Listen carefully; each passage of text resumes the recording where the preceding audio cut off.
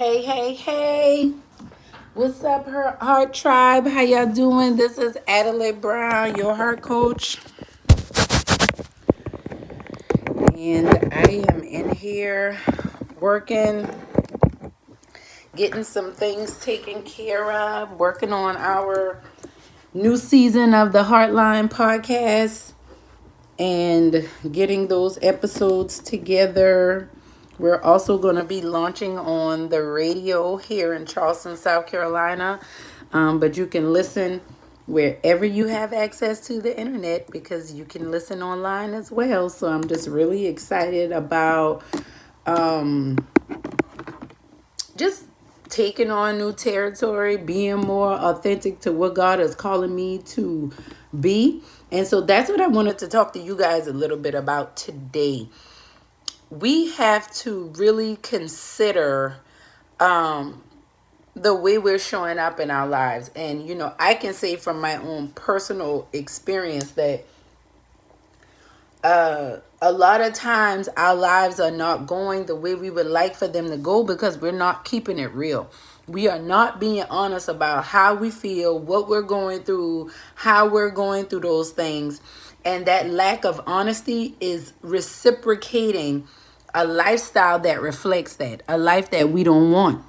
When you don't tell the truth by the way that you live or by the words that you speak, your life will be a reflection of that dishonesty. What do I mean by that? When you don't tell yourself the truth about how you feel and what you want and how you're showing up in life, what happens is life brings back to you dishonesty. It brings back to you more results that you don't want.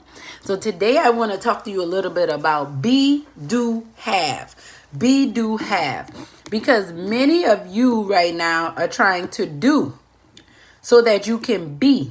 Because you think if you do things, if you get enough money, if you work hard enough, if you get the degree, if you buy the house, if you take the trip, you think by doing these things, you can have certain things, and therefore you will be a certain thing or someone. For example, you think that if I get the degree, then I'll make enough money getting the degree, making enough money, then I'll be happy. You will never make enough money to be happy. Last I checked, most people that commit suicide, no, I can't say that because suicide is on the rise in our country. But a lot of people who commit suicide don't commit suicide because they're broke. You don't see a lot of poor people committing suicide. Like when you look on the news, it's a lot of rich, wealthy, famous people who are committing suicide as well. So that dispels this notion that, when I make enough money, I'm going to be happy. When I make enough money, then I can buy the car, I can go on the trip, I can get the woman, I can get the man, whatever stories you've told yourself.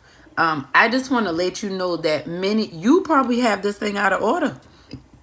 You've been trying to do so that you can have and then be. Because you think if you have these things, if you have these connections with the in crowd and the movers and shakers, if you have the investors, then you can be successful. That is not the case. You are only going to be who you are. A apple tree cannot produce oranges.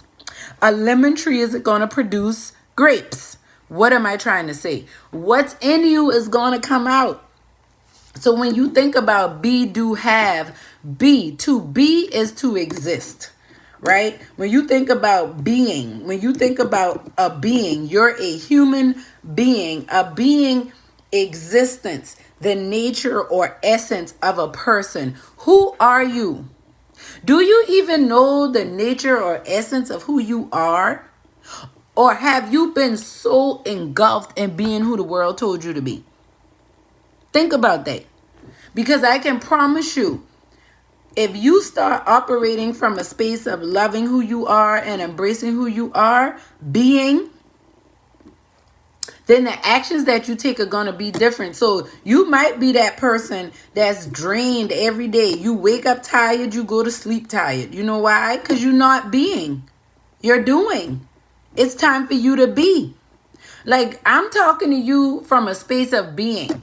And I'm going to tell you why. Because I was going to school to be a cardiac nurse practitioner, right?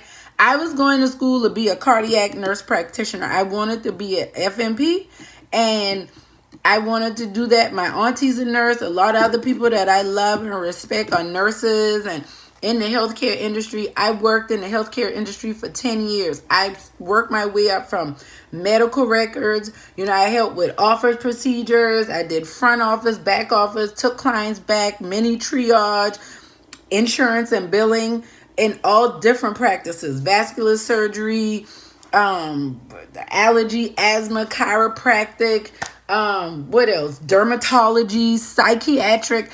I have been around when it comes to healthcare, and I thought I was supposed to be a nurse. So I was going to school to be a nurse so that I could have the accreditation to be successful.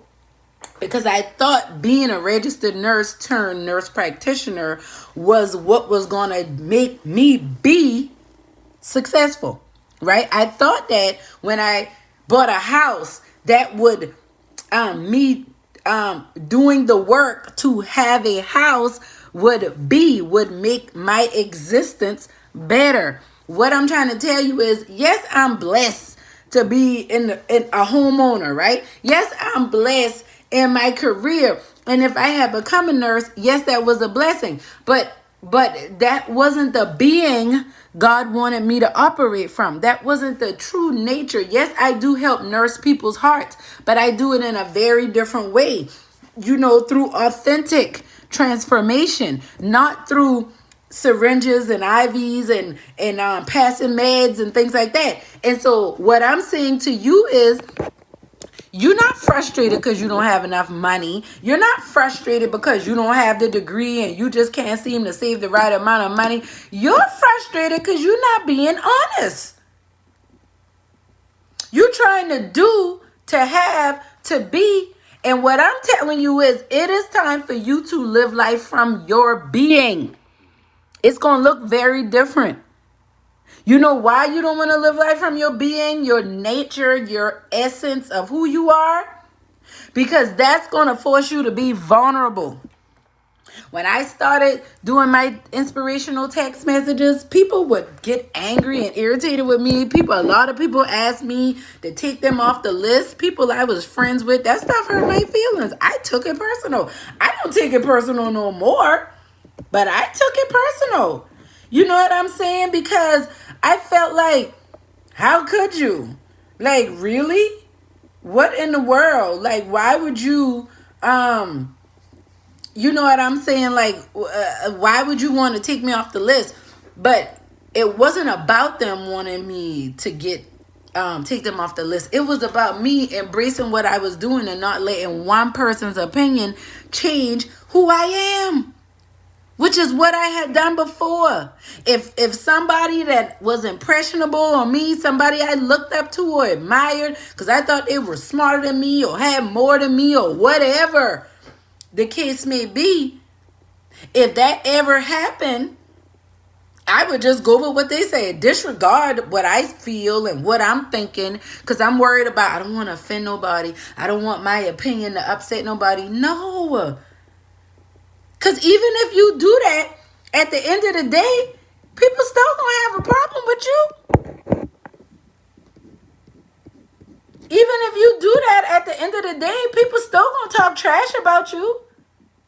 So one of the reasons why I'm so adamant about us building heart equity, it is a true movement. What is heart equity? Personal, relational, when we grow, personal, relational, and financial wealth through authentic living. Authentic living. Authentic living is different than just living. Authentic living is being honest and truthful about where we are and what we have going on in our lives right now. And what I'm telling you is that it is time for you to be authentic in the way that you're expressing yourself. So what does that mean? A lot of you probably going to be getting new positions. A lot of you are probably going to be moving to new cities, doing new things. Why? Because that's more of your being. That's you being more authentic. That's you being more authentic, right? Like a lot of people are going to be upset with you making that shift. But what I'm saying is God put you here to be. Like a tree, it does nothing but be a tree. It sit right in the ground and grow and does what it's supposed to do, right? And so it's like this. It's really like this. I want you to think about this. You don't see a tree running around. You don't see an apple tree trying to grow pears, right? You don't see an apple tree trying to chop itself down, alter, modify itself, so that it can be a plant. You don't see that. What you do see, however, is a tree, an apple tree, standing in the spot that it was planted and producing apples. And if it doesn't produce apples, then we know something is wrong and we need to help it be able to produce apples. So what am I saying? It's time for you to be like a tree.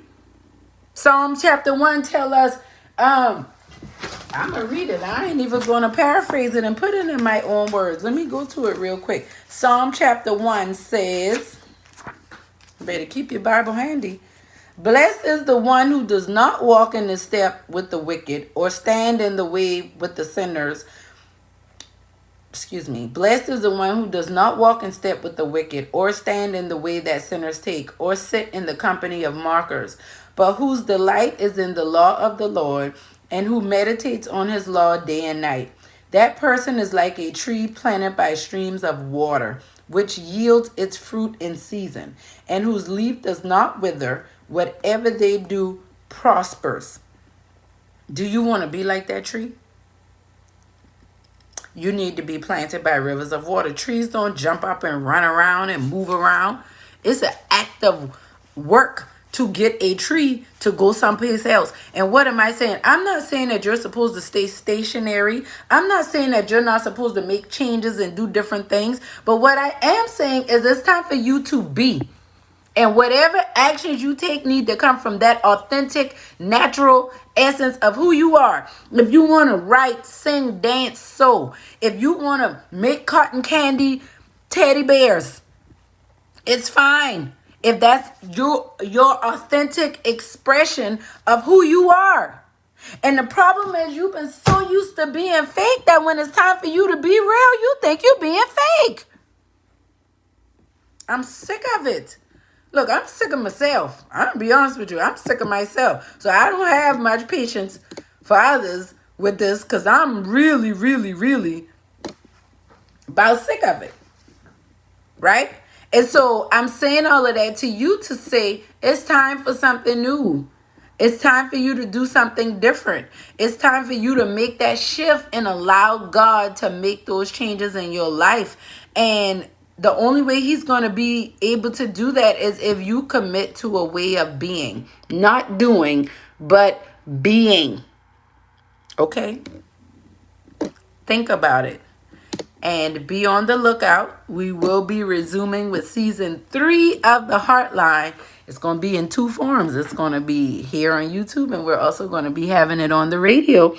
Heaven 100.1, Saturdays at 2 p.m. And I will be sharing more information about that as it comes. So I'm so thankful to have you here. I'm so thankful for you to be a part of this heart tribe. And I just want you to know that I believe in you. I believe that God put you here to build and create and generate heart equity, personal, relational, and financial wealth through your authentic living. Because you being healthy is going to breed healthy relationships that's going to be beneficial to you in every aspect of your life, including financially. But all of that comes from you being authentic and being willing to consistently, authentically transform into that being that God has created you to be. I love y'all. This is Adelai Brown, your heart coach, signing out. Remember, when you master your heart, you master your life.